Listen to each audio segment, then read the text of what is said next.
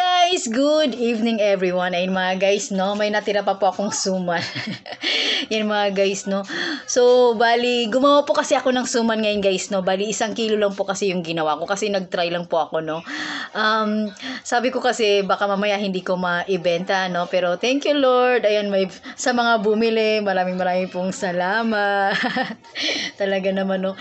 Hindi ko pa po kasi masyadong kabisado guys, no. Pero talagang nag-try ako kasi nga po gusto ko po talaga paano, no, mayroon po akong extra income, no, bukod pa po sa maliit ko pong tindahan, ano.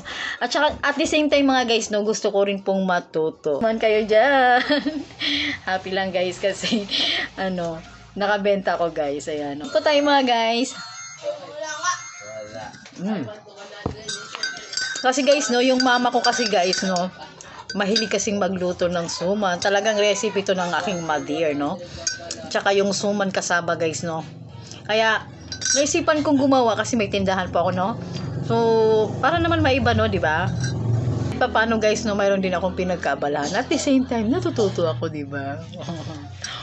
Kapit tayo guys. Masarap talaga ang suman with coffee. Oh, di ba? Thank you for watching guys. Bye!